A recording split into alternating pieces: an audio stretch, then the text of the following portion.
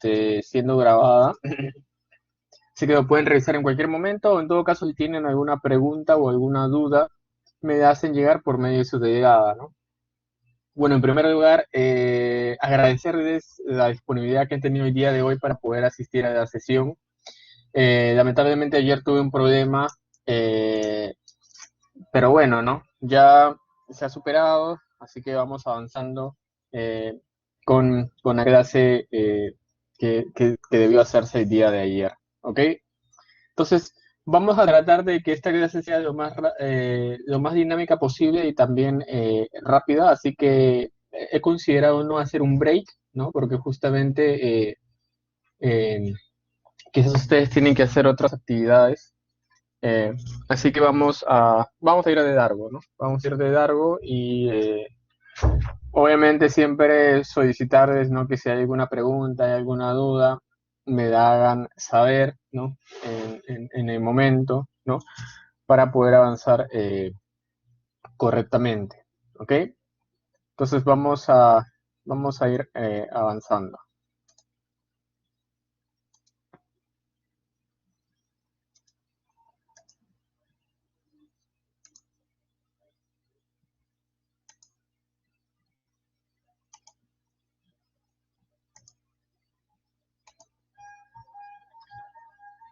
Muy bien, entonces, la semana pasada habíamos dado inicio al curso de mecánica de fluidos, habíamos explicado algunos aspectos teóricos del curso, ¿no?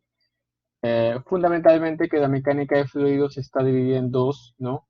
En estática y la dinámica. Justo hoy día de hoy vamos a empezar a hablar acerca de la estática de fluidos. La dinámica se va a ver más adelante. Vimos también la importancia de la mecánica de fluidos, eh, específicamente para la ingeniería civil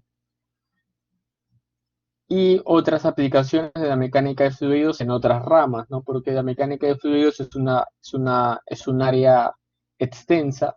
Nosotros como ingenieros civiles nos vamos a enfocar en una de sus partes, pero en realidad es un campo bien, pero bien grande.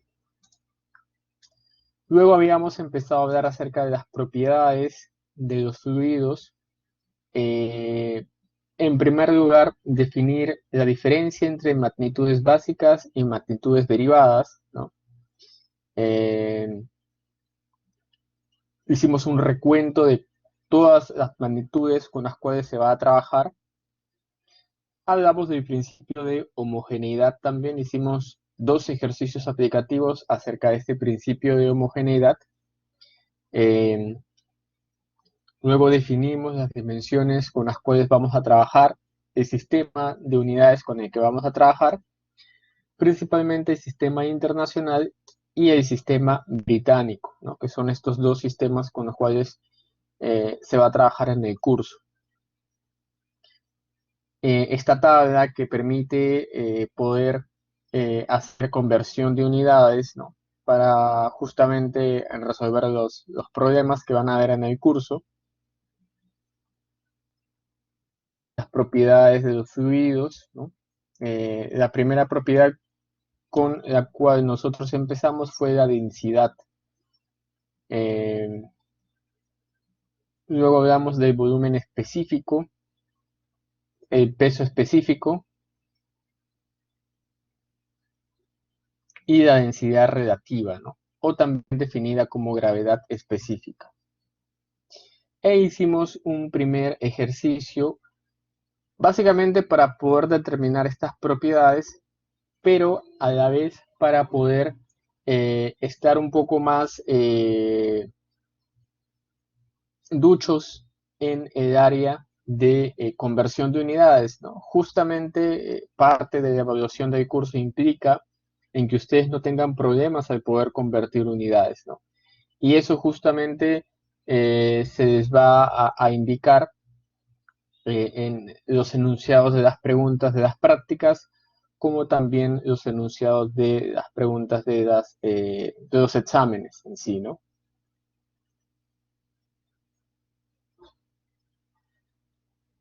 Definir, ¿no? Justamente ahí nos hayamos quedado, ¿no? Entonces, a partir de ahí vamos a continuar.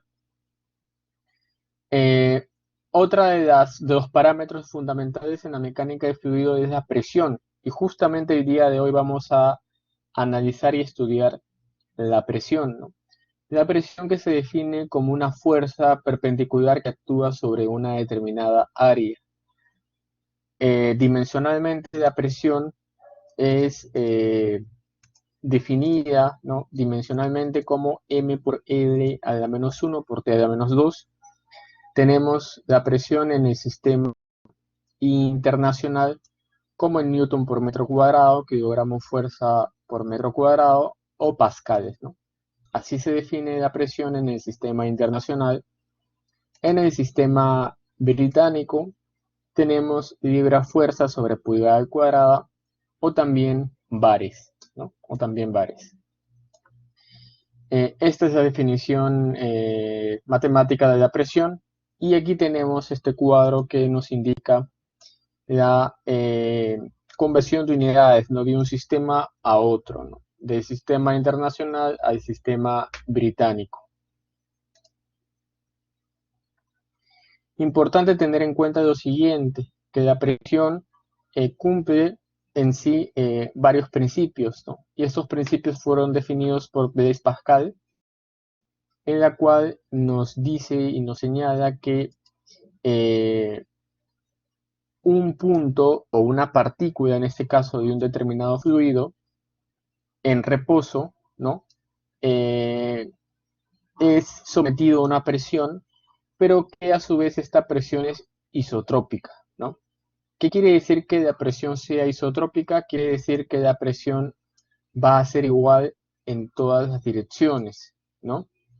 Esto es definido en una partícula de fluido. Nosotros vamos a abocar el estudio en el análisis de las partículas de fluidos, ¿no?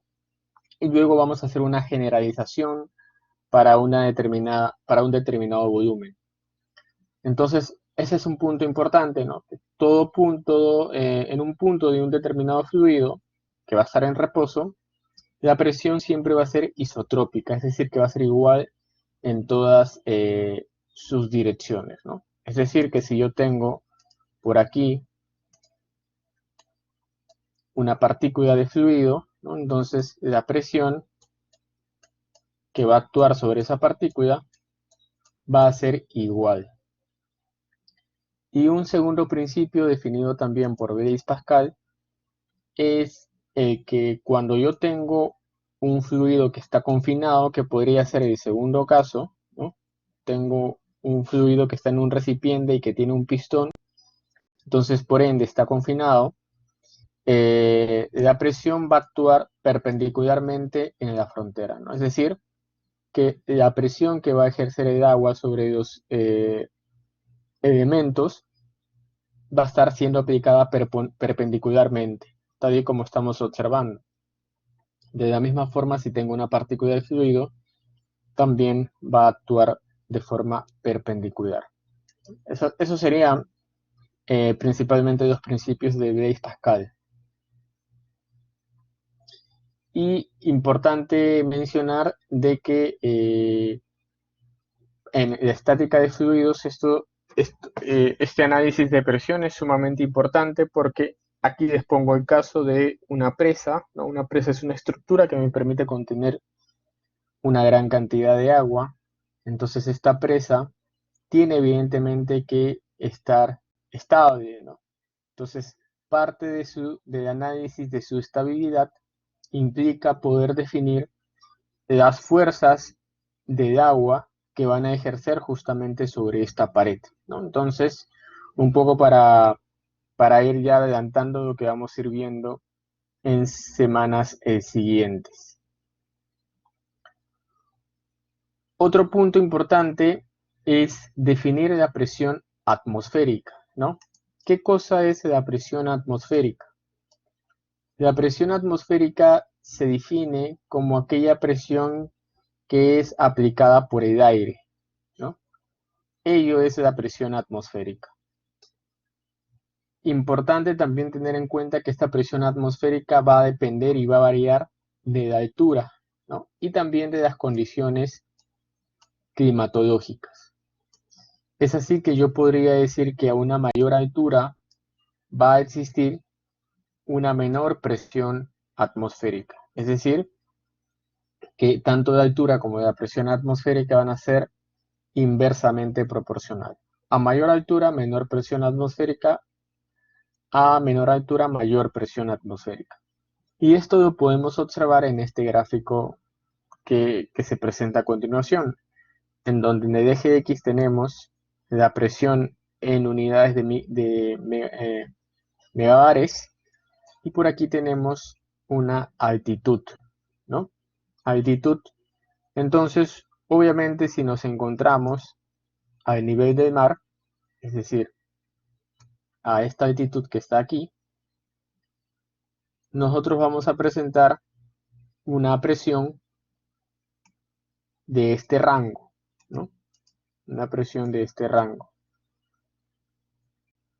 ¿Qué sucede, por ejemplo, si es que nosotros nos vamos de viaje al Cerro de Siete Colores en Cusco, que está a una altura de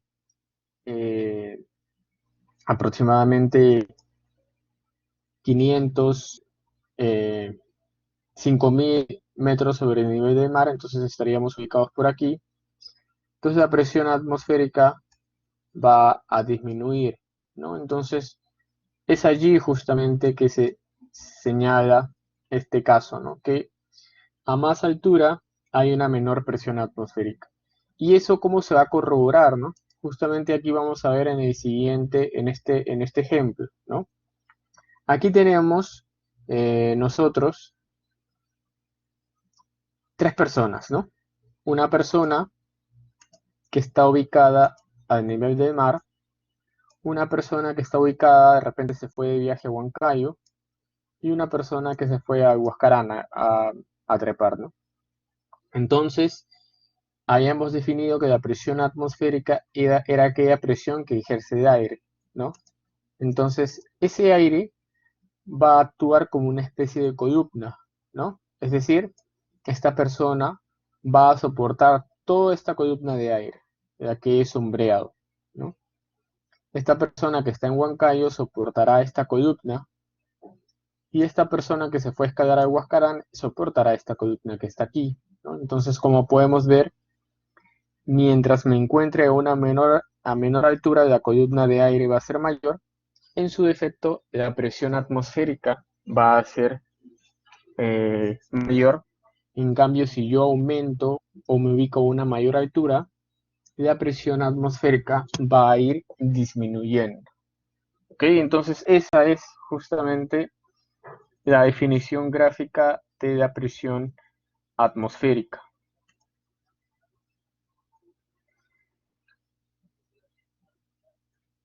Otro punto importante a definir es el barómetro, ¿no? ¿Qué cosa es el barómetro?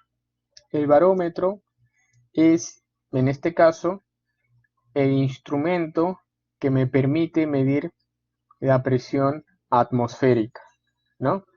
Es básicamente un dispositivo que se va a utilizar para medir la presión atmosférica, como ya he venido resaltando. Esta es la imagen de un barómetro convencional, un barómetro de laboratorio. Hoy en día existen barómetros mucho más sofisticados, ¿no? Pero esta sería la representación gráfica del barómetro, ¿no? Este barómetro sería un barómetro de mercurio, ¿no? Y que en la parte superior de este tubo, que sería como una especie de tubo piezométrico, se va a ubicar un vacío perfecto, ¿no? Entonces, esa altura que va a generar desde la superficie hasta esta altura en donde se genera este vacío perfecto, esta altura va a representar la presión atmosférica, ¿no? Como yo les digo, eso es un instrumento representativo teórico. Hoy en día existen instrumentos mucho más sofisticados. Muy bien. El siguiente punto o la siguiente propiedad que presentan los fluidos es la presión, la tensión superficial. Pero para poder entender la tensión superficial, vamos a ver un video, ¿ya? Ahorita les voy a compartir el video sobre la tensión superficial.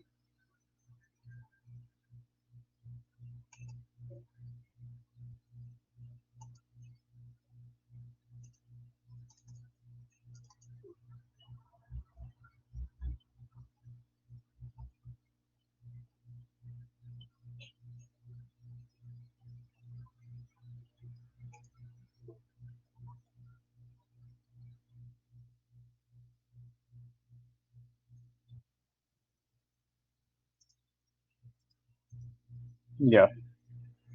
Ahora vamos a compartir el video.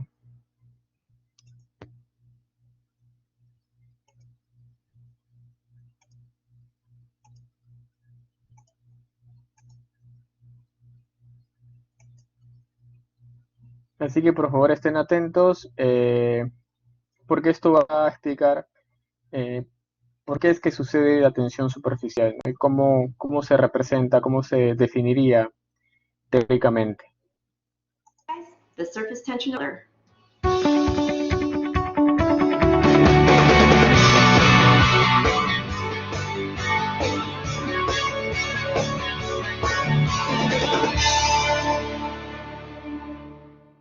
Welcome to Sci Guys. I'm Ryan. And I'm Teresa, and today we're doing surface tension of water. And we're going to use pennies, but unfortunately, they don't make them in Canada anymore.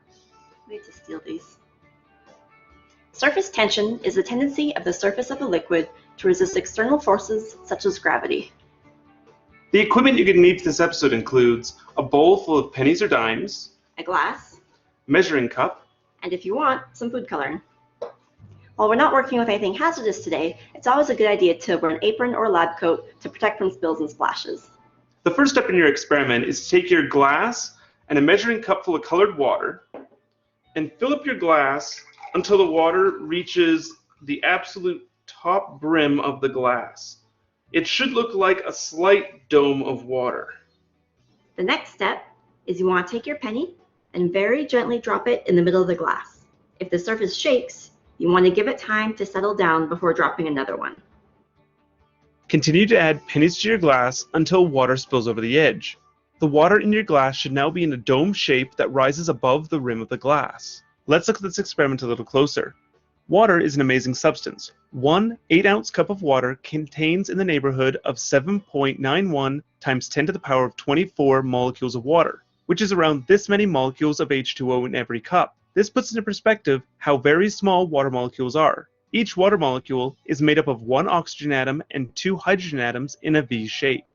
Water molecules want to stick close to each other. The force that keeps them within close proximity to each other is known as cohesive force. Cohesion happens between all liquid molecules, but because the molecules inside our glass pull on each other equally in all directions, they generally cancel each other out. However, since the surface of the water has air molecules above it instead of water molecules, the cohesive bonds between the surface molecules are much stronger than those inside the glass. These stronger surface bonds generate a net inward force pulling the surface molecules toward the middle of the glass, keeping them all together. This strong inward force causes the molecules on the surface to contract and to resist being stretched or pulled away, creating an almost elastic tension at the surface of the water, known as surface tension. When we add pennies to our water glass, the water level rises, and the inward pull of surface tension keeps the water from spilling over the edge, generating a convex dome that rises above the glass. The dome will continue to rise as we add pennies until the amount of force pressing down on the dome by gravity is greater than the surface tension generated by cohesion, causing water to spill over the edge of our glass. Water will continue to spill out of the glass until the force of gravity and surface tension are equal. If you look at the dome of water from the side, you will notice that it has rounded edges at the rim of the glass and a flat top. The flat portion of the dome is created by gravity pushing down on our dome of water. That's it for surface tension of water. Thanks for watching. If you enjoyed this episode, let us know in the comments below and subscribe for future episodes. And be sure to like us on Facebook and follow us on Twitter. And if you have any questions related to this episode or about science in general, let us know in the comments below or message us on Facebook and we'll try to help you out as best possible. Thanks for watching. Bye. Bye. You're going to be in so much trouble for stealing those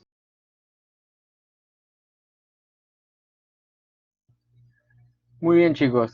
Este video nos ha tratado de retratar eh, qué es en realidad la tensión superficial y por qué es que se produce, ¿no? Y en ese sentido, nosotros podemos observar, ¿no? Quizás insectos que pueden caminar sobre el agua, ¿no? Entonces lo que se genera es que el agua está compuesta por dos partículas de hidrógeno y una partícula de oxígeno, ¿no? Entonces, cuando hay una interfaz, es decir, ¿no? entre agua y atmósfera o agua y aire, justamente en esa capa superficial se produce, en este caso, ¿no? Una resistencia, es decir, los enlaces de oxígeno son más resistentes y esos enlaces que son más resistentes generan como una especie de película que evidentemente para nuestro caso es fácilmente rompible, es decir, lo podemos romper, pero para fuerzas que son muy pero muy pequeñas no es así y es por eso que los insectos se pueden trasladar en este caso, ¿no? O también se generan las gotas de agua, ¿no? La generación de las gotas de agua es justamente una consecuencia de la tensión superficial, ¿no? Aquí podemos observar lo que han tratado de tratar en el video, ¿no? Aquí está justamente las partículas que componen el agua y aquí está la interfaz agua-atmósfera y como podemos observar en toda esta zona es justamente en donde se produce, ¿no? este enlace muy pero muy resistente que hace justamente que las partículas en este caso se puedan cohesionar aún más y generen esta película resistente a atravesar, por ejemplo, por los insectos, ¿no? Entonces, eso es justamente la tensión superficial. Otro punto importante es la capilaridad, ¿no? La capilaridad en este caso que también sería una consecuencia de la tensión superficial. La capilaridad es la altura o el ascenso de agua a través de tubos o en este caso filtros, ¿no? Como el que podemos ver a continuación, ¿no? La capilaridad, como aquí se menciona, expresa una altura o una depresión de un fluido, ¿no? A través justamente de estos tubos. Y es una consecuencia de la tensión superficial. Eh, Importante mencionar que esta elevación o esta depresión de agua, de líquido, eh, va a depender del tipo de fluido, ¿no? Por ejemplo, aquí tenemos un fluido que es agua y por aquí tenemos un fluido que es mercurio. Entonces, justamente en la parte superior se forma se forma una superficie que es conocida como menisco, ¿no? Entonces, específicamente para el caso de agua, este menisco es definido como cóncavo y para el caso de un fluido como mercurio, este menisco es definido como convexo, ¿no? Importante mencionar que para el caso de el agua se genera un ascenso y para el caso de mercurio se genera un descenso, ¿no? Pero todo esto se debe justamente a la tensión superficial. Y ustedes se preguntarán, pero a mí en qué, o sea, ¿para qué me sirve conocer esto, no?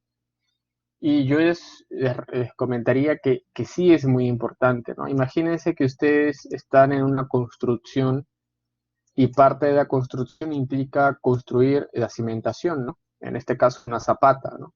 Entonces imagínense que esa es su zapata, eh, por aquí está la superficie del terreno, ¿no? Y debajo tiene varios estratos de suelo, ¿no? Entonces imagínense que tienen los estratos por aquí, ¿no? Imagínense que este estrato es eh, arena arcillosa, por ejemplo, y por aquí tienen una arena limosa, ¿no? Imagínense, ¿no? Y su napa freática está por aquí. Importante mencionar que el ascenso capilar o el ascenso de agua, ¿no? Por capilaridad va a depender del diámetro, ¿no? El diámetro de estos tubos capilares. Si este diámetro es menor, entonces el agua va a ascender en una mayor proporción.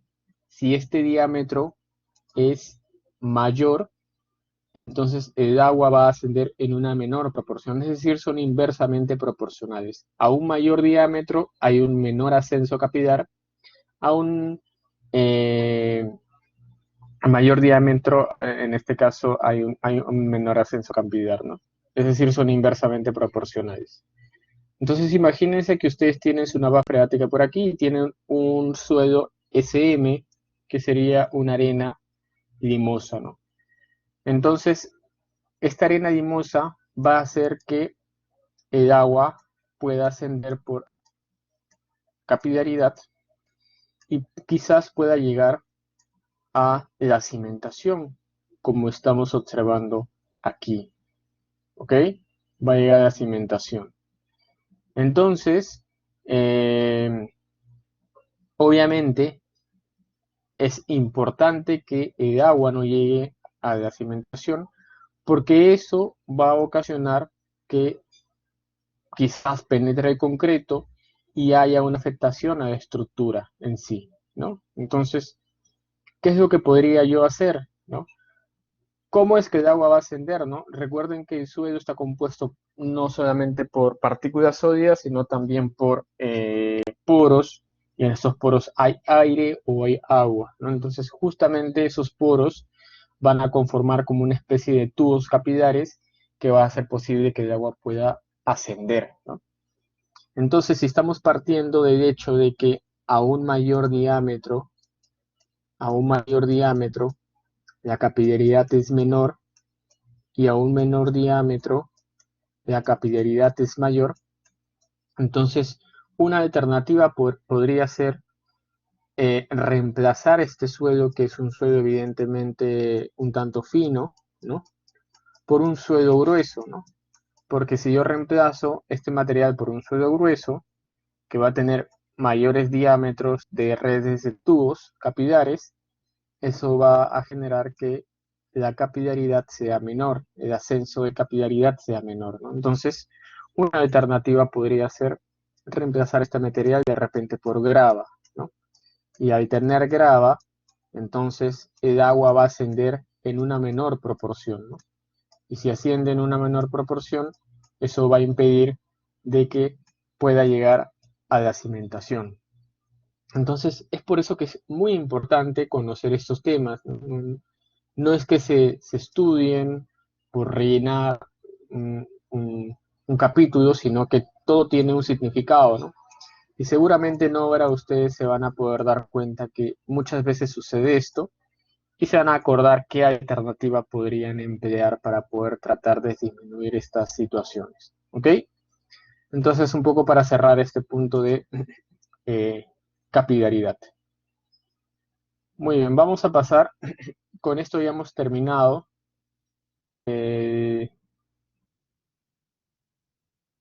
esta parte. Ahora vamos a continuar con la segunda parte.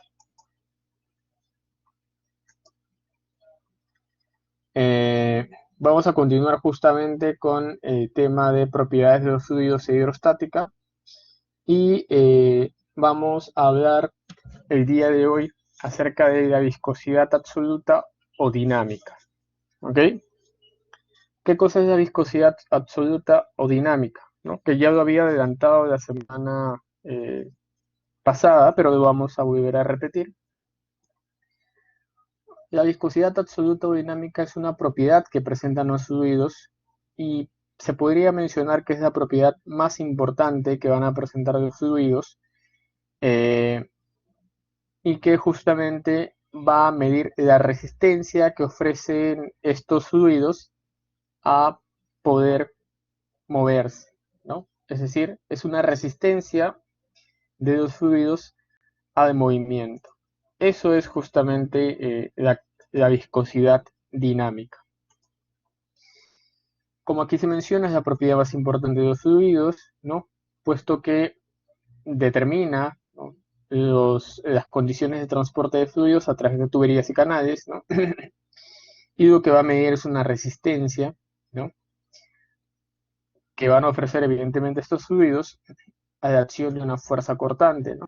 ¿Y cuándo se genera una fuerza cortante? Cuando el fluido empieza a moverse, ¿no?, a fluir, como aquí se menciona, ¿no? Entonces va a medir esa resistencia, esa oposición a fluir. Dimensionalmente, ¿cómo se expresa la viscosidad? Como m por L a la menos 1 por T a la menos 1. Y aquí tenemos justamente las unidades en el sistema internacional y en el sistema británico o inglés, ¿no?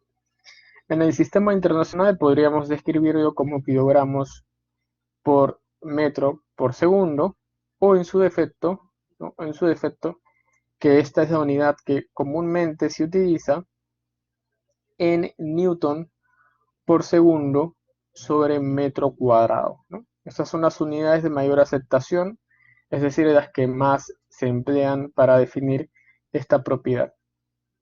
Y en el sistema británico o inglés lo podemos expresar en sloop sobre pies por segundo, o en su defecto libra por segundo sobre pie cuadrado, ¿no? Esas serían las unidades que vamos a manejar cuando definamos la viscosidad absoluta o dinámica. Muy bien. Ahora veamos cómo es que esta viscosidad, en este caso, varía dependiendo de la procedencia del fluido, ¿no? Recuerden que nosotros tenemos dos tipos de fluidos líquidos y fluidos gaseosos, ¿no? Entonces justamente esta tabla, esta gráfica que está aquí, me representa una tabla en donde tengo en el eje X la temperatura y en el eje Y tengo la viscosidad. Entonces vamos a ver qué cosa sucede con cada uno de estos fluidos, ¿no? Por ejemplo, por aquí tengo agua, por aquí tengo aceite, por aquí tengo glicerina. Todos estos en su conjunto son fluidos líquidos, ¿no? Todos estos son fluidos líquidos. Y por aquí tengo aire y tengo hidrógeno, ¿no? Tengo aire y tengo hidrógeno. Todos estos representarían fluidos que son gaseosos, ¿no?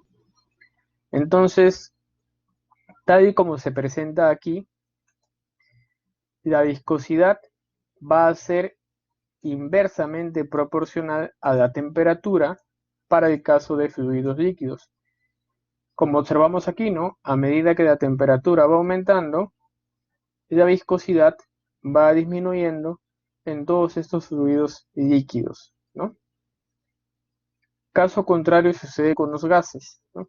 Para el caso de los gases, la viscosidad es directamente proporcional a la temperatura, ¿no? Es decir, cuando aumenta la temperatura, hay un ligero aumento de la viscosidad para el caso de los gases, ¿no? Entonces, esa sería el primer análisis que habría que sacar de esta tabla, de esta gráfica que observamos aquí. ¿Qué otro punto, no?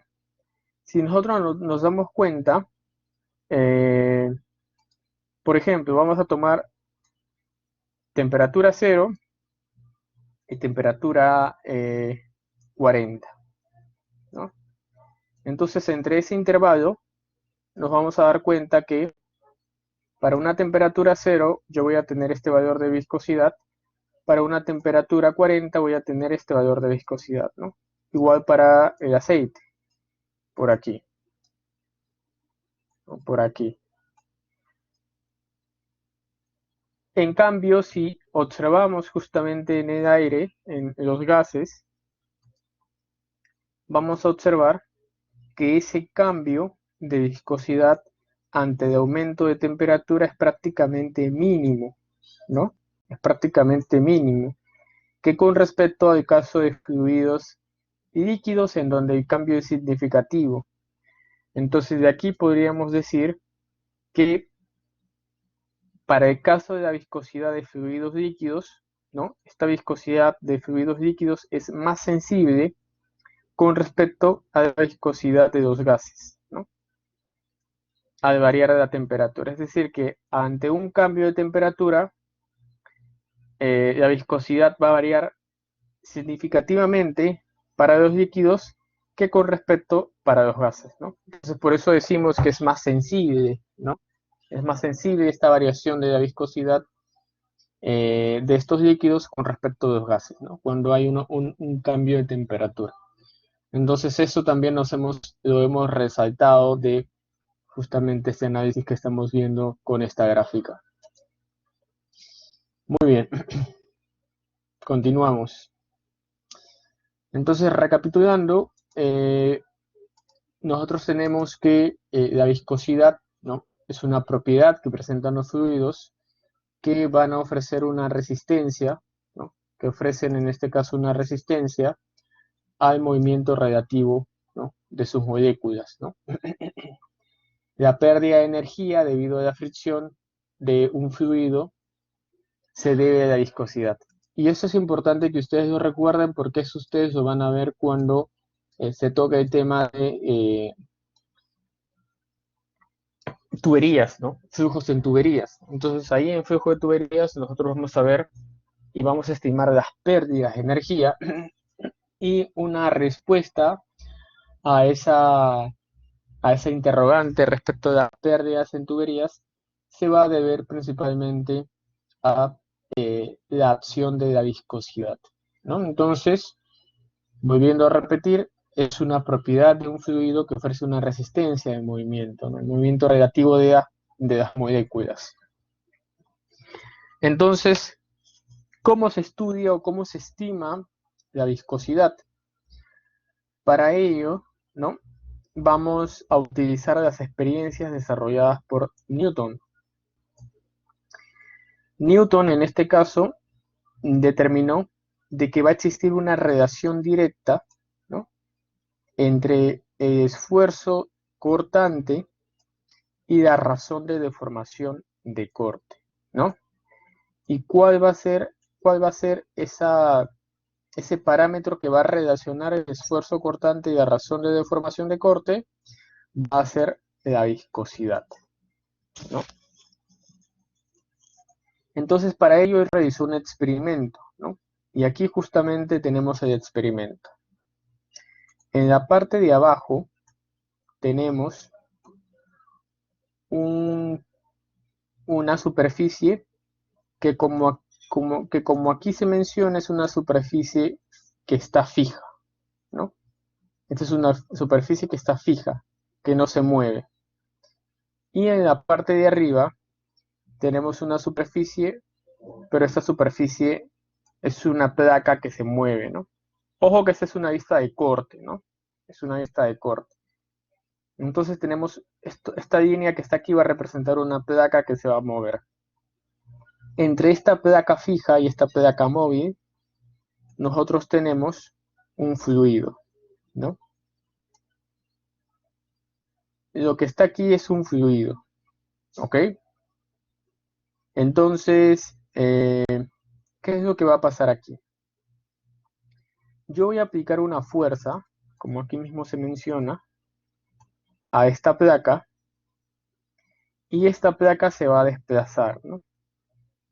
Si no existiría, en este caso, ninguna propiedad del fluido, esta placa se movería libremente, ¿no?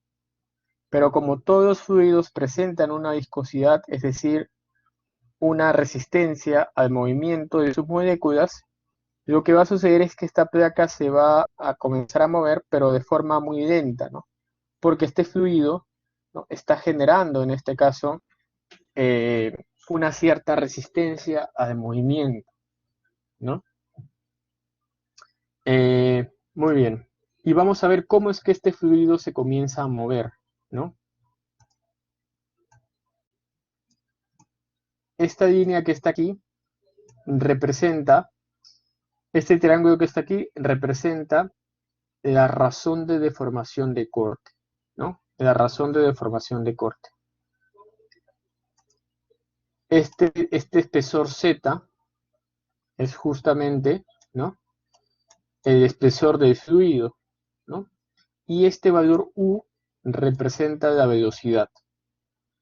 Entonces, inicialmente, como ustedes pueden observar aquí, en este punto, la velocidad va a ser 0, ¿no? Justamente aquí, la velocidad va a ser 0. A medida que este espesor vaya aumentando, la velocidad va a ser mayor, ¿no? Como estamos viendo aquí. A medida que el espesor aumenta, la velocidad va a ser mayor. Entonces, en su defecto, la velocidad máxima se va a dar justamente en la interfaz, ¿no?, placa-fluido, ¿no?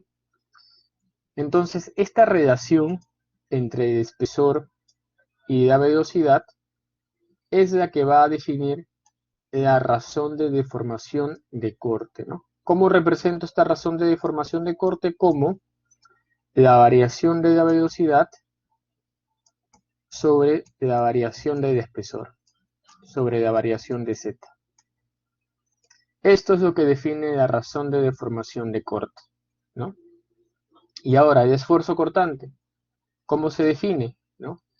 Se supone que para mover esta placa yo aplico una fuerza, ¿no? Pero al ser una placa, esta fuerza se va a aplicar sobre una determinada área, ¿no?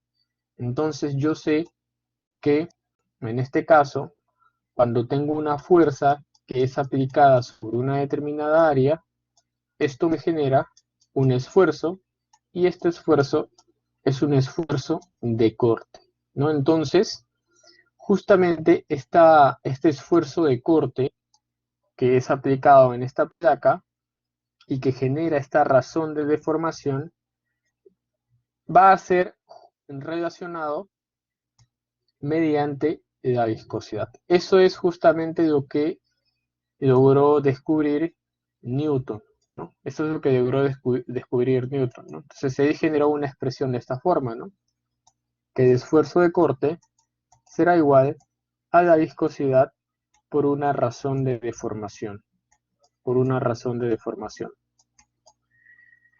Y esta es justamente el principio de todos los fluidos que se clasifican justamente dentro de este rango, ¿no? Los que cumplen este rango son fluidos que se ajustan a la propuesta desarrollada por Newton, ¿ok? Entonces, esto es la definición de Newton de la viscosidad. A ver, chicos, no sé si hasta aquí habrá alguna pregunta, ¿no? O si no hay ninguna pregunta, continuamos, ¿no? Me indican, por favor.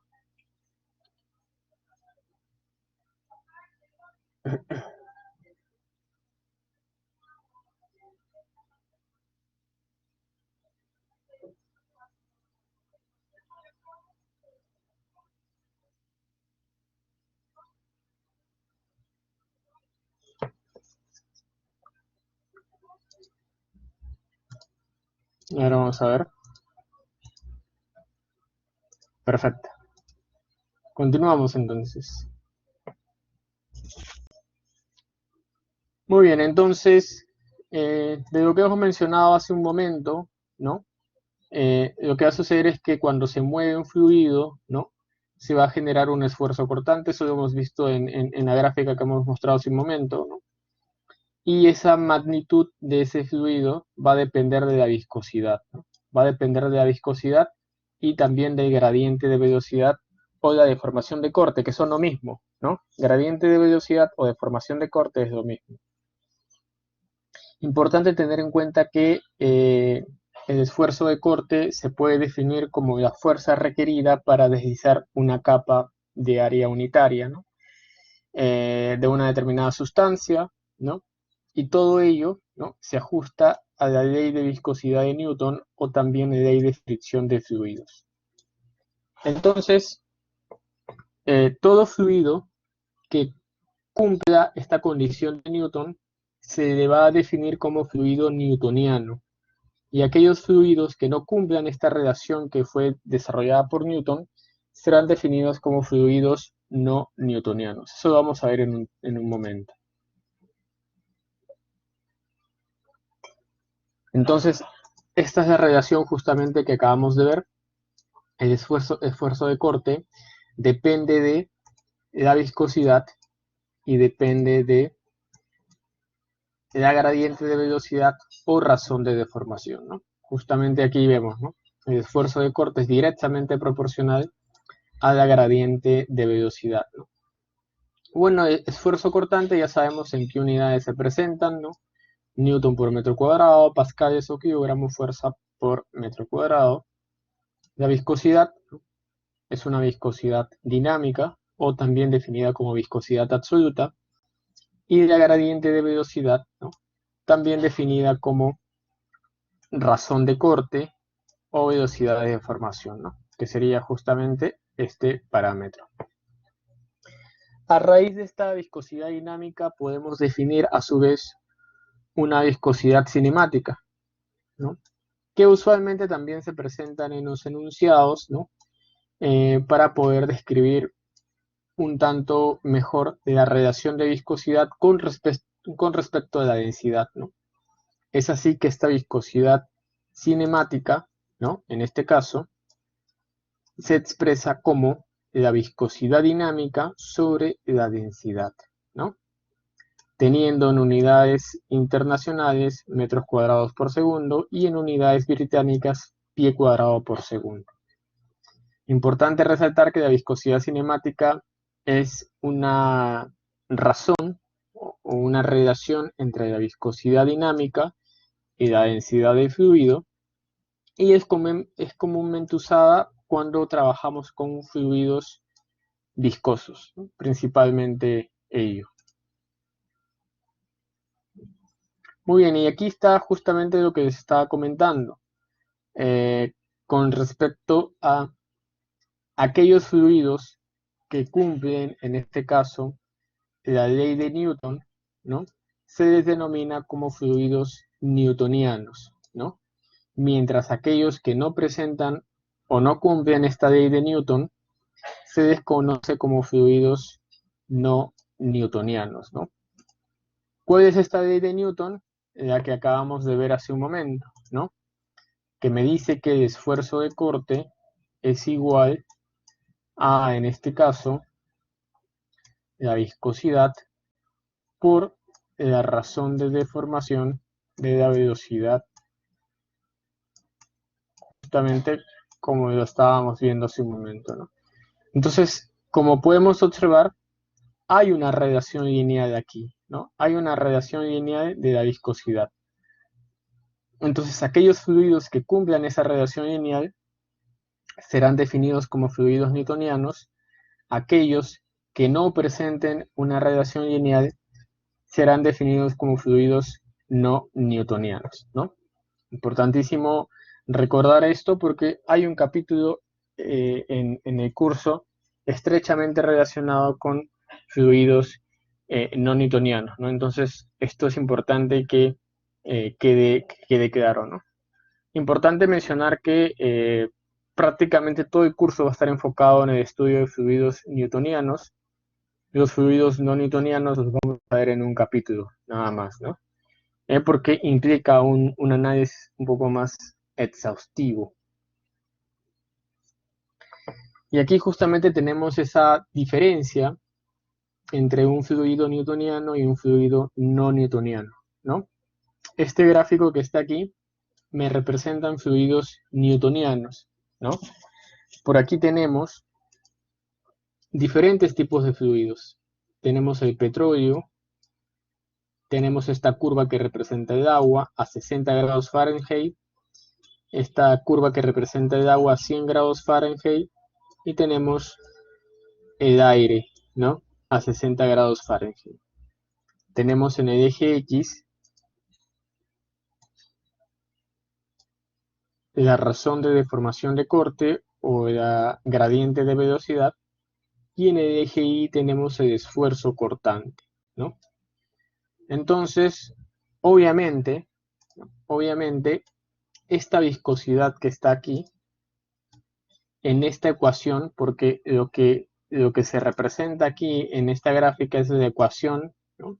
Esta viscosidad sería en este caso la pendiente, ¿no? La pendiente de cada una de estas gráficas, ¿no? Entonces, como podemos observar, la que presenta más pendiente es la gráfica del petróleo. Entonces podríamos decir que el petróleo es más viscoso que el agua a 60 grados Fahrenheit. El agua a 60 grados Fahrenheit es más viscoso que el agua a 100 grados Fahrenheit. Y el agua a 100 grados Fahrenheit es más viscoso que el aire a 60 grados Fahrenheit, ¿no? Entonces es importante recalcar que la viscosidad la representamos en esta gráfica mediante una pendiente. Y por este lado tenemos nosotros a los flujos no newtonianos, ¿no? Para hacer justamente esta comparación entre flujos newtonianos y no newtonianos, hemos dibujado la curva que representaría un flujo newtoniano, ¿no? Esta es la curva que representaría un flujo newtoniano, es decir, que cumple con la ley de Newton, que me dice que en este caso el esfuerzo de corte es igual a la viscosidad por una razón de deformación, como lo estamos observando aquí, ¿no? Entonces, todas estas curvas, esta curva, por ejemplo, que representa a un flujo no newtoniano, ¿no? Aquí tenemos otra curva, no se ajustan a esta ecuación, ¿no? No se ajustan a esta ecuación. Entonces, como no se ajustan a esta ecuación, no serían considerados como flujos no newtonianos. Hay otras ecuaciones que justamente justificarían su estudio, ¿no? Pero eso ya es un tema de capítulo expresamente de estos fluidos no newtonianos, ¿no? Un poco para que entiendan la diferencia, que todos los fluidos no van a estar sometidos a una ley de Newton. Hay aquellos fluidos que no van a cumplir esa relación y serán considerados como fluidos no newtonianos, ¿no? Ejemplos de estos fluidos, por ejemplo, podríamos mencionar la pasta dental. La pasta dental es considerada como un fluido no newtoniano. ¿Qué más? Tenemos la sangre, ¿no? La sangre también es considerada como un fluido no newtoniano. ¿Qué otro fluido no newtoniano podríamos tener? El barro, ¿no? El barro, por ejemplo, es considerado como un fluido no newtoniano, ¿no? Y es justamente este punto de partida que nos permitiría estudiar, por ejemplo, los huaicos, ¿no? Los huaicos, no podemos tratar a este fluido que está compuesto por lodo y agua como un fluido newtoniano, no es un fluido no newtoniano. Entonces, como es no newtoniano, las ecuaciones van a ser otras, las que tengamos que utilizar, ¿no? Entonces, eso es básicamente las principales diferencias entre un fluido u otro fluido. ¿Ok? Muy bien.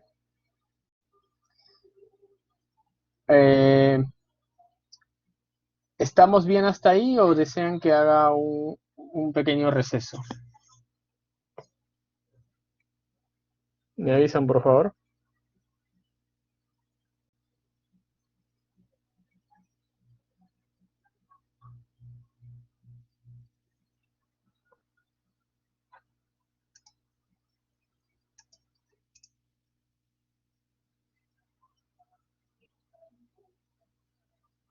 Sí, esas PPTs que estoy mencionando, esos puntos nuevos, se los voy a pasar a la delegada para que ella se los pase a ustedes.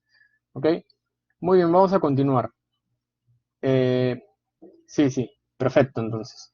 Vamos a continuar y vamos a desarrollar este ejercicio, ya un poco para entrar en ámbito de práctica. ¿no? Para no hacer la clase tan teórica.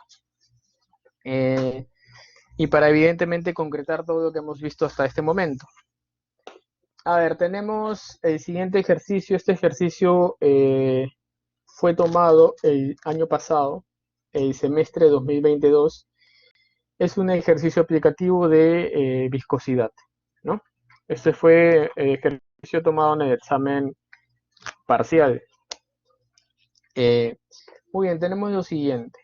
Me dicen de que yo tengo un fluido newtoniano con una densidad relativa de 0.92 y viscosidad cinemática de 4 por 10 a la menos 4 metros cuadrados por segundo. Y que va a fluir sobre una superficie que está fija, ¿no? La superficie que está fija es esta que está aquí. Esta sería la superficie fija, ¿no? Me dicen de que durante el movimiento se produce un perfil de velocidades cúbico, ¿no? Este sería el perfil de velocidades de fluido, ¿no? Todo esto me representaría la gradiente de velocidad, que sería una gradiente cúbica. Ahí está. Tal como se muestra en la figura, ¿no? Donde U sub S, este U sub S, es la velocidad máxima. Me piden determinar tres cosas. En primer lugar, me piden determinar la magnitud y dirección del esfuerzo de corte sobre la placa en H medios y en 3H cuartos, ¿no? Tengo que determinar a cuánto equivale el esfuerzo cortante en la placa, en H medios y 3H cuartos. En segundo lugar, me piden graficar la distribución de esfuerzo de corte e indicar cuál sería el valor máximo de este esfuerzo cortante y cuál sería el valor mínimo de este esfuerzo cortante. Y finalmente me preguntan cómo se vería afectado el perfil de velocidades y el esfuerzo si se produce un cambio de temperatura, ¿no? Entonces, eso es básicamente los tres puntos que me están indicando en resolver en este ejercicio. Entonces, vamos a resolverlo aquí para poder avanzar y para poder concretar este punto de tema de viscosidad. Muy bien. Ojo, si hay alguna pregunta, alguna consulta, me van indicando por audio, agradecería, ¿no? Para no estar saliendo y se borra todo en todo caso, ¿no? Muy bien, vamos a ver.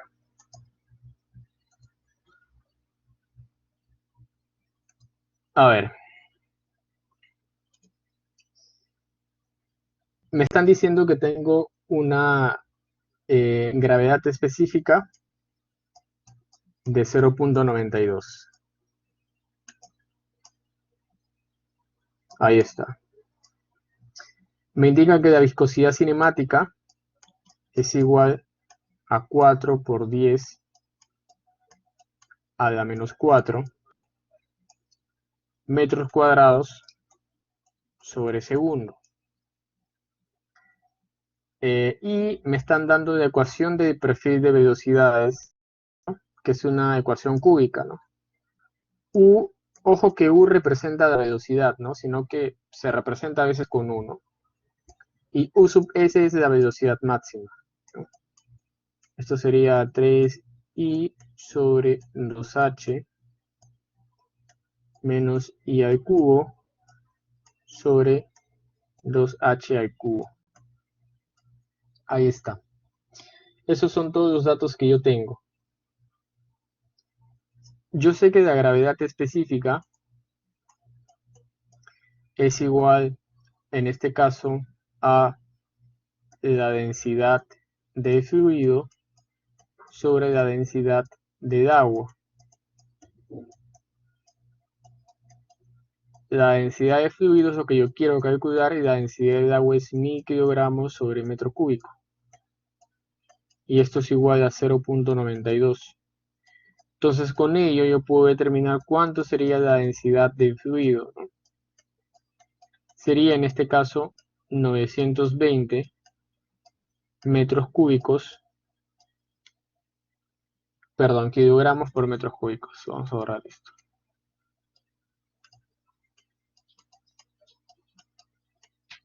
Kilogramos por metros cúbicos. Entonces ya estoy determinando mi densidad de mi fluido. Ahora, me están dando la viscosidad cinemática. Acabamos de ver nosotros que la viscosidad cinemática es igual a la viscosidad dinámica sobre la densidad. Tengo de dato la viscosidad cinemática, tengo de dato la densidad, entonces puedo hallar la viscosidad dinámica.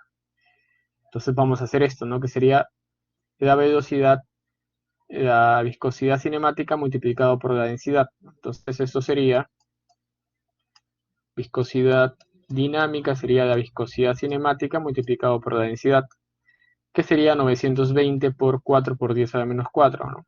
Resuelvo todo esto y vamos a obtener que la viscosidad, obtenemos que la viscosidad es igual a 0.368. Ahí está. Muy bien. Tenemos eso. Ojo, no olvidarse de las unidades, ¿no? Vamos a poner las unidades, ¿ya? Siempre hay que colocar las unidades. Entonces vamos a resolverlo colocando unidades para que esto forme parte de nuestra costumbre. Viscosidad es igual a 4 por 10 a la menos 4 metros cuadrados por segundo multiplicado por 920 kilogramos por metro cúbico, ¿no? Se va esto y me quedaría 0.368 kilogramos sobre metros por segundo. Ahí está. Muy bien, entonces me están pidiendo determinar cuánto sería el esfuerzo cortante. ¿Cuánto sería el esfuerzo cortante?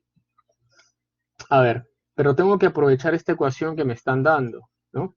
Voy a aprovechar esta ecuación que me están dando, que es la ecuación de perfil de velocidades. Yo sé lo siguiente. Por teoría de Newton, yo sé que el esfuerzo de corte es igual a la viscosidad multiplicado por el gradiente de velocidades, ¿no?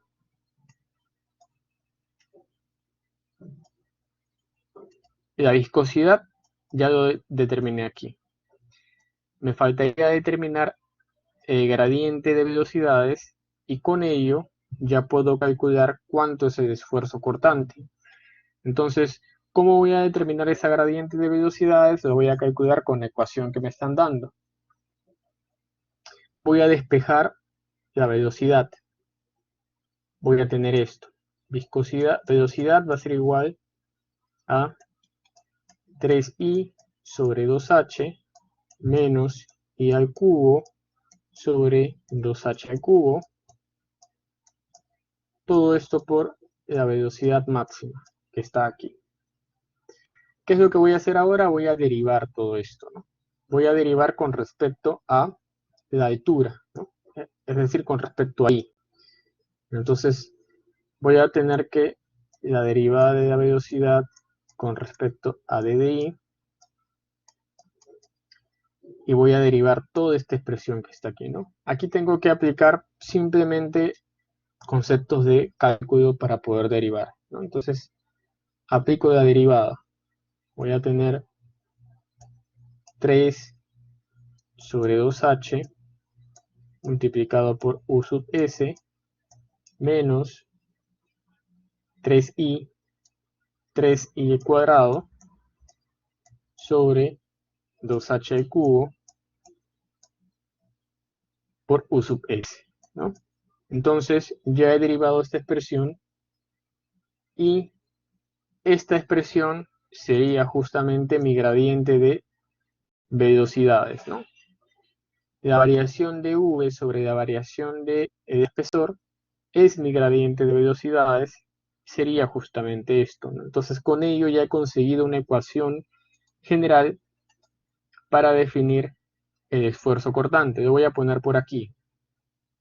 Entonces el esfuerzo cortante será igual, en este caso, a la viscosidad, que es 0.368, y todo esto multiplicado por, en este caso, 3 medios de U sub S por 1 sobre H menos I cuadrado sobre H al cubo. Y esa sería justamente mi ecuación general que me definiría mi esfuerzo cortante. Ahora simplemente que ya he determinado esto que está aquí, es reemplazar y resolver. Por aquí tengo que me están pidiendo determinar el esfuerzo cortante en la placa, en H medios y en 3/4 de H. Entonces tengo que hallar el esfuerzo cortante cuando el valor de I sea 0, porque cuando el valor de I sea 0, justamente va a darse el caso de que me voy a encontrar en la base, ¿no? Voy a tener que determinar el esfuerzo cortante cuando I sea igual a H medios y cuando el esfuerzo cortante cuando I sea igual a 3/4 de H. Entonces lo único que voy a hacer aquí en la ecuación es reemplazar nada más, ¿no? Voy a reemplazar el valor de I por H0, por H medios y por 3/4 de H. Entonces resolvemos. En el primer caso vamos a obtener 0.552 U sub S sobre H. En el segundo caso vamos a obtener 0.414 U sub S sobre H. En el tercer caso vamos a obtener 0.2415 U sub S sobre H, ¿no? Recordar que U sub S y H son variables que en su defecto los tengo que dejar tal y como están expresados porque no tengo ningún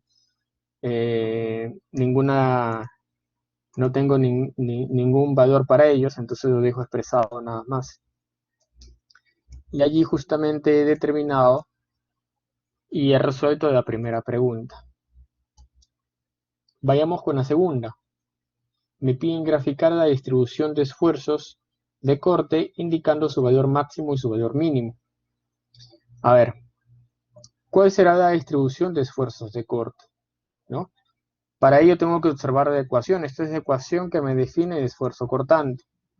Y como me puedo percatar, el esfuerzo de corte depende de I, y este valor de I es un valor cuadrático.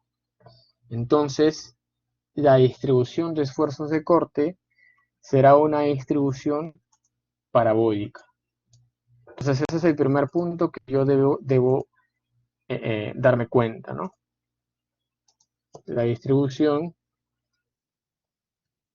de esfuerzos de corte será una distribución parabólica, ¿no?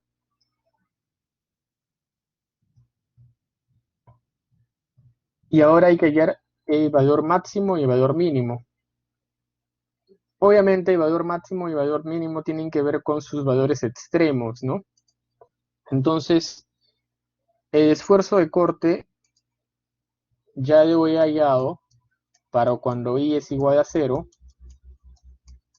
Este sería 0.552 U sub S sobre H. Y ahora voy a hallar el esfuerzo de corte cuando el valor de I sea igual a H, que sería el valor máximo para esta distribución de esfuerzos. Entonces, al igualar I a H, eso me va a dar un esfuerzo de corte de 0. Un esfuerzo de corte de 0. Entonces aquí ya me estoy dando cuenta que cuando I sea igual a H, eso me va a indicar un esfuerzo de corte, eso me va a indicar el valor mínimo, y cuando en este caso I sea igual a 0, este valor va a ser máximo. Y eso es justamente lo que acabo de recordar, ¿no? Y luego, bueno, hay que dibujar, ¿no? Partiendo de que se trata de una distribución parabólica y que tengo un valor máximo y un valor mínimo, simplemente es dibujarlo, ¿no? Ya no me queda espacio, pero bueno, es dibujar nada más. No hay nada de otro mundo aquí. Y finalmente vamos con la tercera pregunta. ¿Cómo se vería afectado el perfil de velocidades y el esfuerzo si se produce un cambio de temperatura, ¿no? Esta pregunta es clave porque hay que leerla bien. A mí me están indicando que diga cómo es que se va a ver afectado el perfil de velocidades y el esfuerzo cortante si hay un cambio de temperatura. ¿Qué implica este cambio de temperatura? Implica que la temperatura puede aumentar o puede disminuir. Entonces mi respuesta tiene que estar enfocada en eso, en que la temperatura aumente. ¿Qué sucede con la velocidad y el esfuerzo cortante si la temperatura aumenta? ¿Y qué sucede con el esfuerzo cortante y la velocidad si la temperatura disminuye, ¿no? Esa sería la respuesta completa. Si ustedes solamente me colocan qué sucede con la velocidad y el esfuerzo cortante cuando la temperatura aumenta, nada más, entonces eso estaría incompleto, ¿no? Ese análisis estaría incompleto. Entonces, un punto importante para poder, en este caso, tenerlo en cuenta. Aquí la pregunta es, ¿qué cosa va a suceder si hay un cambio, ¿no? Hay un cambio de temperatura. ¿Qué sucede con la velocidad y qué sucede con el esfuerzo, ¿no? Entonces, por ejemplo, si es que en este caso la temperatura aumenta, nosotros ya hemos visto que la viscosidad va a disminuir.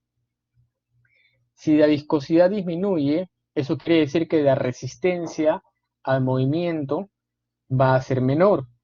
Entonces, si la resistencia al movimiento va a ser menor, eso implica que en este caso la velocidad va a aumentar, ¿no? Y en este caso el esfuerzo cortante va a disminuir. Pero ¿qué sucede, por ejemplo, si es que la temperatura disminuye? Si la temperatura disminuye, la viscosidad va a aumentar, ¿no?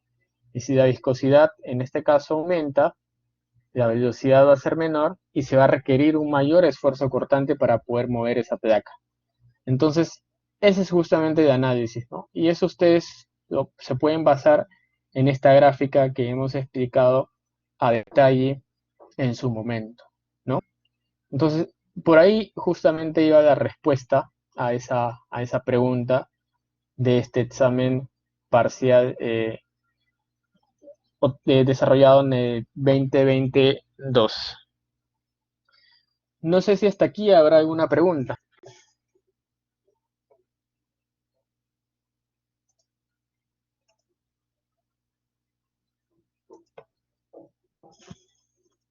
O continúo nada más.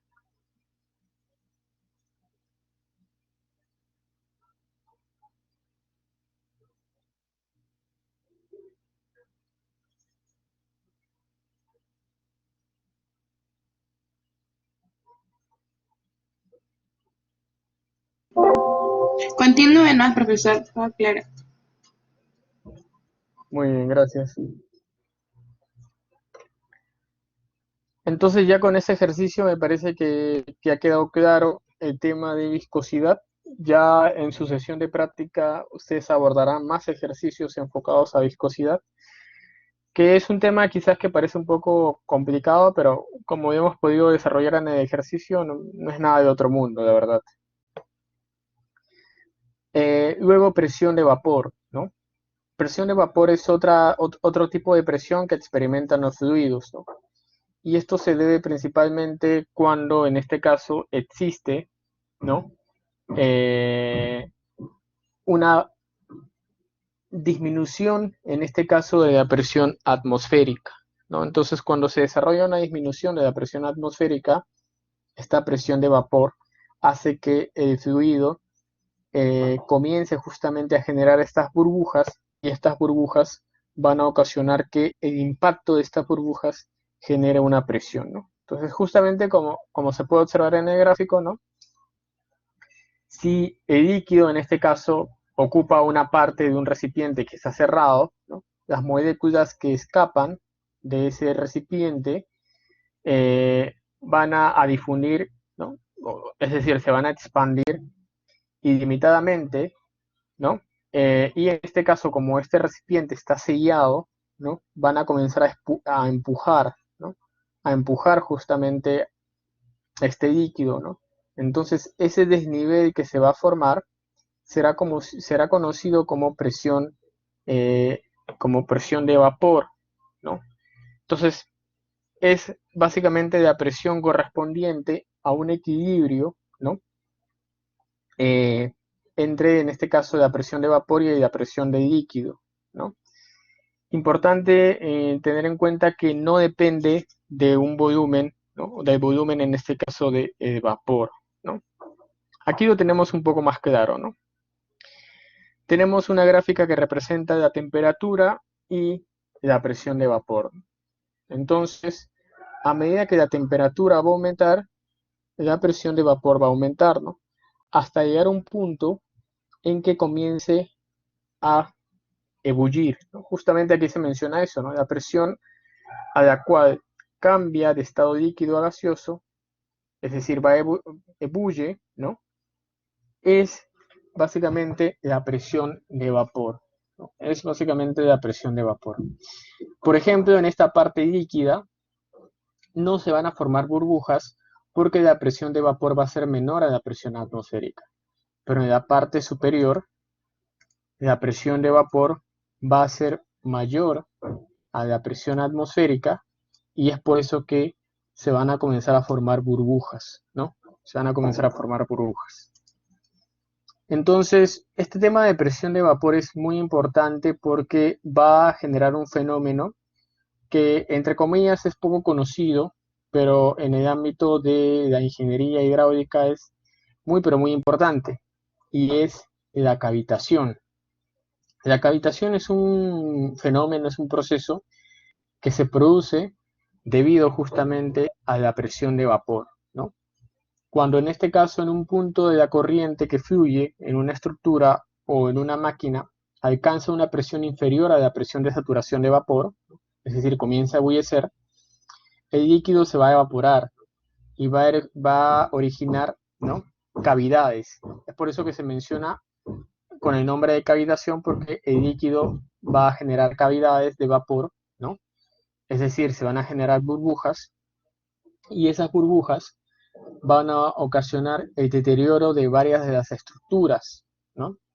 Entonces aquí estamos viendo un caso típico de cavitación. Tenemos una tubería que está aquí. Esta es mi tubería, y por esta tubería va a fluir un líquido, ¿no? Fluye un líquido. Entonces, cuando me encuentro en esta posición, veo que la sección transversal de esta tubería ha disminuido. Entonces, va a existir un cambio brusco de temperatura. Entonces, ante este cambio brusco de temperatura se va a liberar energía, y esa liberación de energía va a ocasionar que, en este caso, se genere unas cavidades, es decir, la formación de unas burbujas. Y estas burbujas lo que van a hacer es impactar con las paredes, ¿no? Van a impactar con las paredes de la tubería. Como estamos viendo aquí, ¿no? Se genera la burbuja, esta burbuja comienza a ser presionada, va a impactar con la superficie y va a generar una especie de cavidades, ¿no? Quizás el impacto de una burbuja no va a generar prácticamente nada, pero el impacto de miles de burbujas sí va a generar un cierto daño, ¿no? Entonces, a este proceso se le conoce como cavitación. Y aquí podemos observar el efecto de la cavitación en algunos elementos de estructuras hidráulicas, como es el caso de una tubería de acero, ¿no? Estos turbinas, que son elementos que se utilizan en centrales hidroeléctricas para poder convertir, ¿no?, la energía potencial en energía eléctrica, ¿no? Evidentemente en estas áreas se generan procesos de cavitación, es decir, impactos de burbujas, y en un periodo de 10, ¿no?, de 5 a 10 años, estas estructuras tendrían que reemplazarse porque evidentemente, producto de la cavitación, se han ido deteriorando. Entonces, ese es el efecto de la cavitación, que tiene obviamente un rol importante en esos aspectos de hidráulica. Muy bien. Vamos a pasar a otro tema. Vamos en realidad en este caso, dar los primeros puntos teóricos de este tema. Y ya la próxima semana finalizamos este tema con la realización de ejercicios aplicativos. ¿Ok? Entonces, vamos a entrar a un nuevo tema definido como estática de fluidos o hidrostática. Como ya lo había mencionado con la primera semana en la cual nosotros estudiamos o definimos las partes de la mecánica de fluido, la estática de fluidos es aquella rama de la mecánica de fluidos que se va a encargar de estos flujos que se encuentren en reposo, ¿no? Es decir, que no va a existir ningún movimiento ni desplazamiento de los mismos. Por ende, si no existe un desplazamiento, no existe un movimiento, lo que va a suceder es que estos esfuerzos cortantes, ¿no?, no van a generarse, no van a existir, porque justamente no va a haber un desplazamiento ni un movimiento del fluido, ¿no? Pero lo que sí van a haber van a existir otras fuerzas, ¿no? Otras fuerzas, esfuerzos principalmente normales, ¿no? Uno de ellos es la presión, ¿no? Y también la fuerza de gravedad. Entonces eso lo vamos a ver a continuación. Antes de generar las ecuaciones básicas de la hidrostática, vamos a definir qué es un gradiente de velocidades. Se define como gradiente de velocidades aquella relación que nos va a expresar una variación de la presión, como aquí mismo se menciona, con respecto a un sistema coordenado. Eso es principalmente la gradiente de velocidades. Una variación de la presión en el sistema coordenado. Aquí justamente tenemos la variación de la presión con respecto a X, con respecto a Y y con respecto a Z.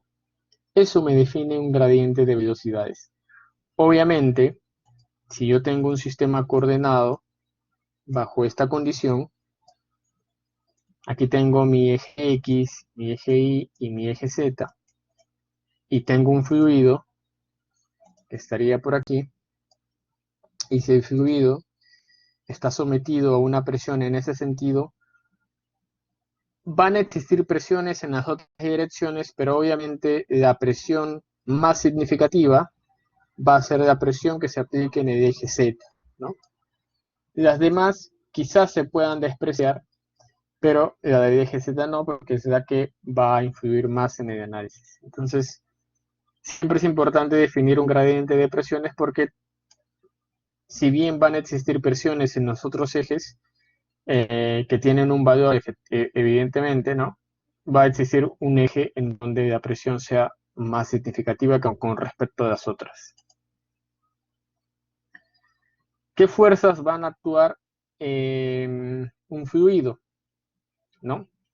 Nosotros vamos a tener dos tipos de fuerzas que van a actuar en un fluido que se encuentra en reposo. En primer lugar, fuerzas superficiales y en segundo lugar, fuerzas de masa o fuerzas internas. Fuerzas superficiales, que serían fuerzas de presión, que se van a desarrollar debido al contacto, ¿no?, de las partículas de fluido con paredes, quizás, ¿no?,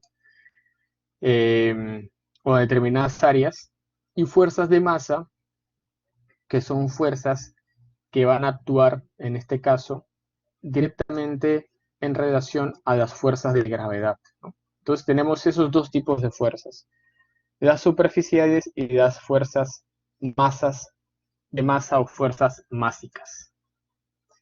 Vamos a analizar la primera de ellas, que serían las fuerzas másicas o las fuerzas de masa. Vamos a partir del hecho de que se trata de un fluido que se encuentra en reposo, ¿no? Entonces, mi área de análisis va a ser una partícula diferencial de fluido, como el que estamos viendo aquí. Esa sería mi partícula diferencial de fluido,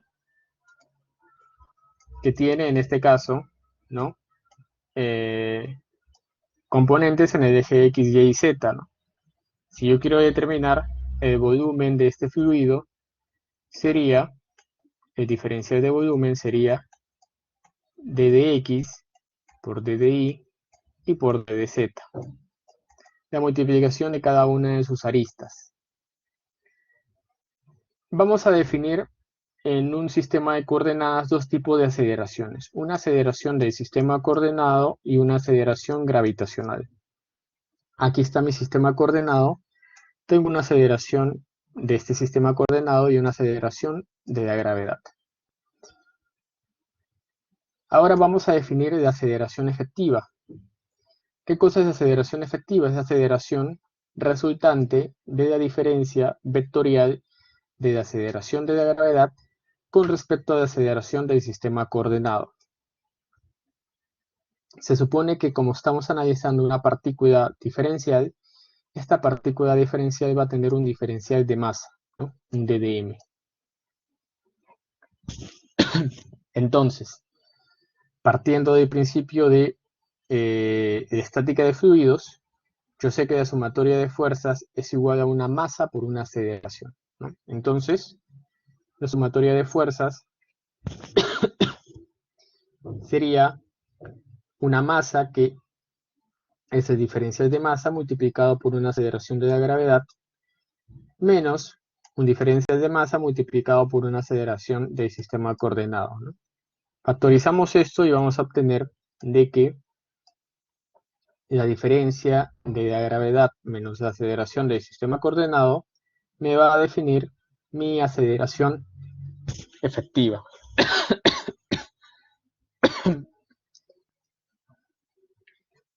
Me voy a tomar un poco de agua.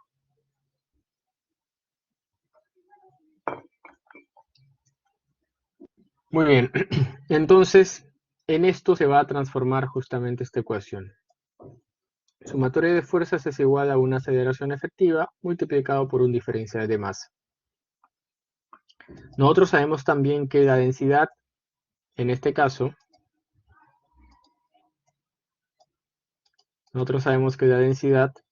es igual a una masa sobre un volumen. Entonces, tranquilamente podemos definir ese diferencial de masa en términos de aceleración, ¿no?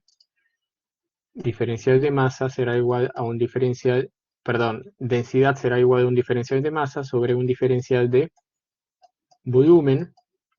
Entonces, diferencial de masa será igual a densidad multiplicado por un diferencial de volumen. Entonces, la expresión va a quedar de esta forma, que está aquí. Ahora, nosotros sabemos de que estamos analizando un fluido que se encuentre en reposo. Entonces, si el fluido se va a encontrar en reposo, la aceleración del sistema de coordenadas va a tener que ser igual a 0. Entonces, en su defecto, la aceleración efectiva va a ser igual a la aceleración de la gravedad. Entonces, la expresión va a quedar de esta forma. Va a quedar como la sumatoria de fuerzas básicas va a ser igual, en este caso, a la aceleración de la gravedad multiplicado por la densidad por el diferencial de volumen. ¿Ok? Entonces tenemos hasta aquí la primera ecuación que define mi sumatoria de fuerzas básicas. Ahora vamos con el otro tipo de fuerzas, que serían las fuerzas superficiales.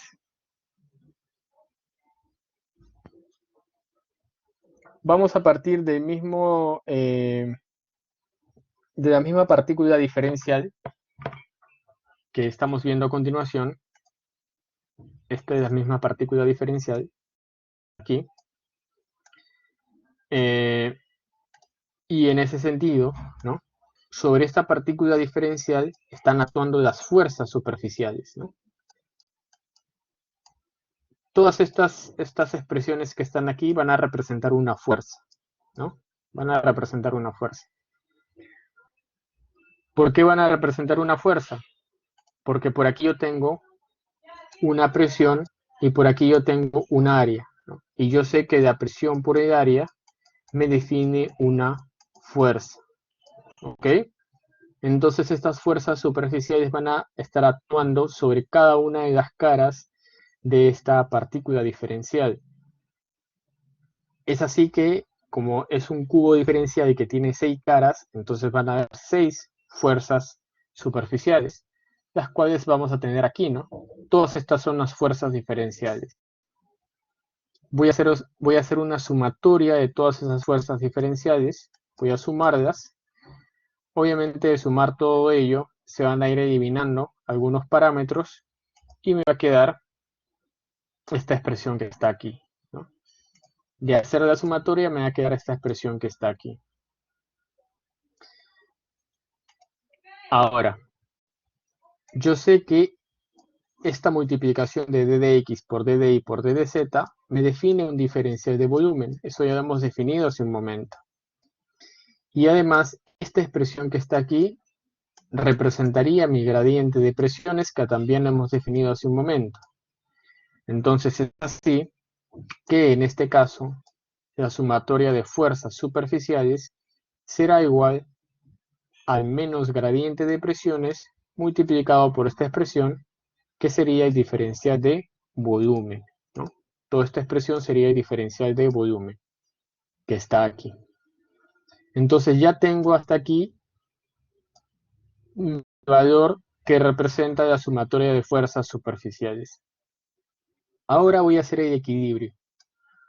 Voy a definir que la sumatoria de fuerzas es igual a 0, ¿no? Eso es para que el cuerpo se encuentre en reposo. Entonces, nosotros sabemos que esas fuerzas son fuerzas superficiales, fuerzas básicas y fuerzas superficiales, ¿no? Son dos fuerzas. Reemplazo a que era igual fuerzas básicas y reemplazo a que era igual fuerzas superficiales.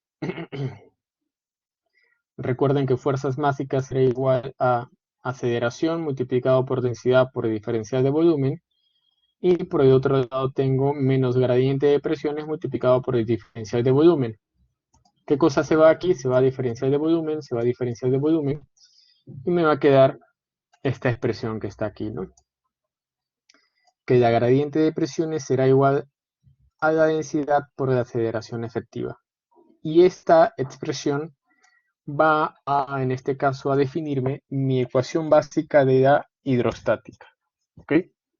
Esa va a ser mi ecuación básica de hidrostática con la cual yo voy a trabajar.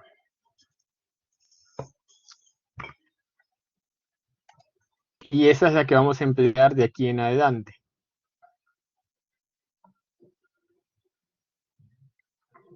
Ahora lo que voy a hacer es reducir esta expresión a un análisis escalar, ¿no? Porque esta ecuación es una ecuación vectorial. Vamos a definirla de forma escalar. Vamos a asumir que vamos a trabajar con un flujo que tiene una densidad constante, ¿no? En un campo gravitacional. A los flujos que tienen densidades constantes los vamos a definir como flujos que son incompresibles, ¿no? Que van a encontrarse en reposo en un determinado sistema de coordenadas en donde la aceleración del sistema de coordenadas es igual a 0. En su defecto, la aceleración efectiva es igual a menos la gravedad sobre k, ¿no? Teniendo en consideración que mi sistema de coordenadas es este que está aquí, ¿no? En donde esto de aquí es z, esto de aquí es z, esto de aquí es x y esto de aquí es y, ¿no? Entonces, bajo esta condición, mi vector gravedad sería este, entonces esto sería como menos gravedad por k. Y además, el gradiente de presiones es esta expresión que está aquí, ¿no? Entonces vamos a igualar esta expresión con esta expresión. De aquí vamos a ver que este término que está aquí va a ser 0, este término que está aquí va a ser 0, y este término que está aquí se va a igualar con este término que está aquí, ¿no? Y es justamente lo que voy a obtener aquí. Que la variación de la presión con respecto a z va a ser igual a menos la densidad por la gravedad. A ese término he llegado, ¿no? ¿Qué es lo que vamos a hacer? Vamos a integrar esta expresión, ¿no? Y vamos a hacer que P sea igual a P sub 0 y Z sea igual a Z sub 0. De la integración de esta expresión vamos a obtener esta ecuación que está aquí.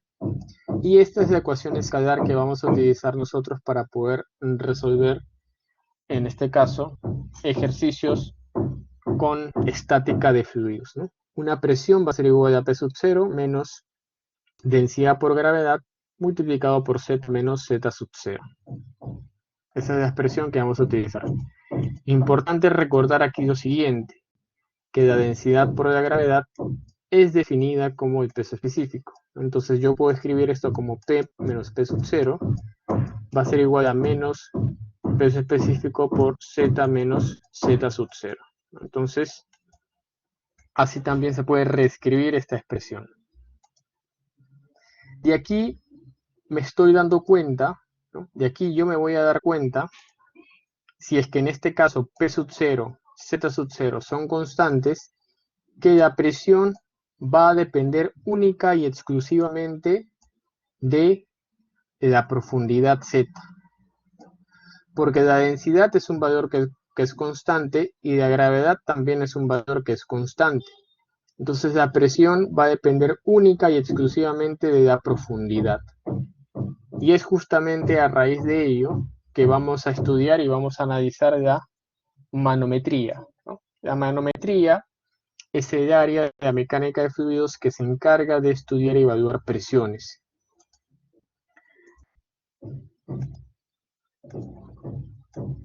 Entonces, aquí está, muy bien. Entonces la manometría es, como lo mencionaba, ¿no? Es una técnica de poder medir, en este caso, presiones, ¿no? Para ello vamos a utilizar el principio de igual nivel, igual presión, ¿no? Es decir, a un mismo nivel la presión va a ser igual porque estamos, en función a la ecuación que hemos visto hace un momento, estamos viendo que la presión va a depender única y exclusivamente de, en este caso, la profundidad. Nada más, ¿no? Justamente como se menciona aquí, ¿no? La presión depende únicamente del valor de Z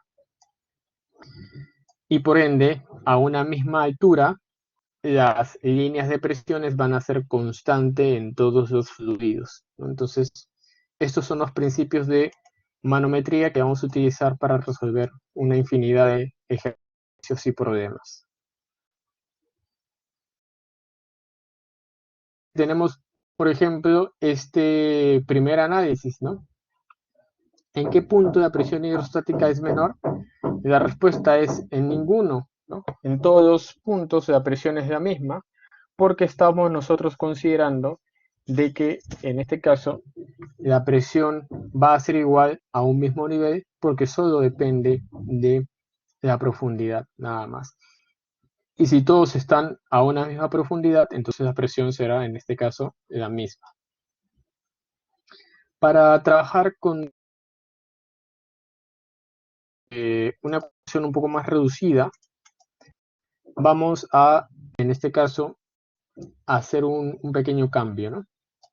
A esta expresión de menos z menos paréntesis z menos z sub 0 la vamos a igualar a h, ¿no? Esto se debe, ¿no? Esto significa que la profundidad de flujo por debajo de un nivel de referencia z sub 0, ¿no? Va a ser definido como h. La expresión que teníamos aquí, a esta expresión que teníamos aquí, vamos a reemplazar, ¿no? Vamos a reemplazar este menos paréntesis z menos z sub 0, lo vamos a reemplazar por h, ok, por h. Y la ecuación va a quedar de esta forma. Va a quedar como P menos P sub 0 va a ser igual a una densidad por una gravedad por un h. Y como ya lo había comentado hace un momento, sabemos que la densidad y sabemos que la gravedad, ambos en multiplicación representan el peso específico. Entonces esto se podría definir como el peso específico multiplicado por h. ¿Ok? Dentro de todo ello, nosotros vamos a definir dos tipos de presiones justamente en función a esta ecuación. El peso específico por h va a definir una presión llamada presión manométrica, que es aquella presión que va a ejercerse específicamente en los fluidos. Aquella presión que se ejerce específicamente en los fluidos se va a conocer como una presión manométrica. Y vamos a definir también una presión atmosférica, que ya lo hemos definido hace un momento, que es la presión que ejerce el aire. Entonces, reemplazando todo ello, vamos a obtener que la ecuación se va a definir de esta forma, ¿no? La presión va a ser igual a una presión manométrica más una presión sub cero. Esta presión sub cero será la presión atmosférica, ¿no? Entonces, a la presión total, que la vamos a considerar como una presión absoluta, va a ser determinada a través de una presión manométrica y una presión atmosférica, ¿no? A través de estas dos presiones. ¿En qué unidades vamos a trabajar con las presiones? Ya lo habíamos adelantado hace un momento. En el sistema internacional vamos a trabajar en newton sobre metro cuadrado, pascales, y en el sistema británico vamos a trabajar en unidades de libra-fuerza sobre pulgadas al cuadrado. Entonces, estas dos unidades son las que vamos a manejar para poder definir presiones manométricas y presiones atmosféricas, etcétera, etcétera, etcétera, ¿no? Tanto para el sistema internacional como también para el sistema británico. Entonces, eso es justamente en lo que nos vamos a enfocar en el análisis que vamos a hacer la próxima semana. Muy bien. Me parece que hasta aquí nos vamos a quedar, ¿no? Justamente ya la próxima semana vamos a hacer ejercicios con manometría. No quiero adelantarme mucho porque seguramente algunos de sus compañeros no han podido asistir a clase y me gustaría, en todo caso, que ellos estén presentes. Pero bueno, básicamente hasta ahí era donde iba a avanzar, ¿no?, la clase esta semana. Entonces la próxima semana vamos a continuar mejor con un mejor avance. ¿Ok? Yo les voy a pasar las PPTs que no estén incluidas, ¿no?, a su delegada para que justamente se las comparta a ustedes, ¿no? Nuevamente, chicos, agradecerles su disposición de asistir a clase y, bueno, las disculpas de caso, ¿no? Nada, que pasen un buen fin de semana y que disfruten sus feriados, ¿no? Disculpen que les quité un tiempo de su feriado, pero ya hemos terminado. Disculpen. Buenas